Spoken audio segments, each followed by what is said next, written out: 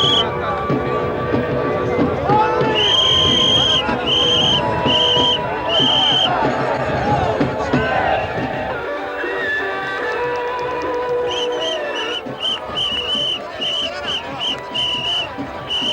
è interrotta a Squinzano dopo 4 giornate utili consecutive la serie del Matera, che aveva guadagnato 7 punti su 8 in palio, ma i risultati odierni non escludono definitivamente gli uomini di Cricallo dal giro promozione. Ora che restano da giocare 3 partite in casa e 2 fuori, è necessario che il Matera sappia sfruttare al massimo il fattore campo. Gli uomini di Chiricallo, dopo aver resistito senza tanti affanni alla inconsistenza dei padroni di casa, sfiorando anzi la segnatura al 27esimo con Rossi, che si vedeva deviare il suo tiro da pochi passi dal portiere Boni, al primo minuto della ripresa capitolavano.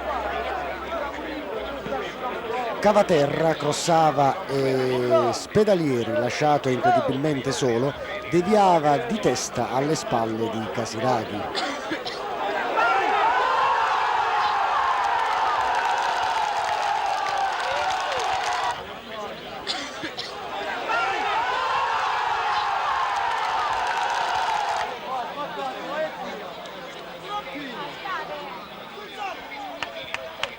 E il calcio d'angolo.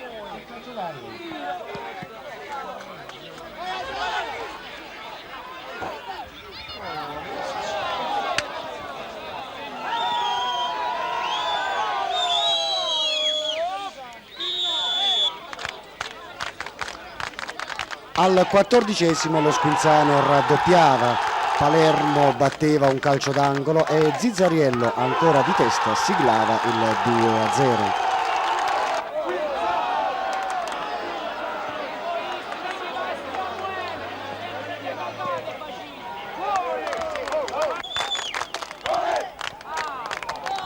Al 22esimo Lupini veniva spintonato vistosamente in area di rigore, ma l'arbitro non accordava la massima punizione. Al 31esimo, dopo che Mecca aveva commesso l'ennesimo fallo su Piochi, Chiricallo veniva espulso per proteste. Il Matera riusciva a segnare la platonica rete della bandierina al 43esimo con Piero Bonni, che deviava di testa una punizione calciata da Lupini. Chiricallo aveva schierato il Matera con 3 punte, immettendo Lupini al posto dell'infortunato Gambini, ma anche se la squadra poteva disporre di 3 attaccanti, non sono state molte le occasioni create. Questi sono stati gli schieramenti. Lo Squinzano si è sceso in campo con Boni Tornese, sostituito da Sbaccanti al 49esimo, Cervato, Zizzariello, Facchinello, Rampino, Palermo sostituito da Alimenti dall'80esimo, Veneziano, Spedalieri, Mecca e Cavaterra. Il Matera si presentava con Casiraghi, Piero Bon, De Canio, De Pasquale, Rossi, Angelino, Piochi, Arzeri, Lupini, Paese e Tompa. In panchina Lisanti, Trezza, Ungaro, Cristiano e Aguilar.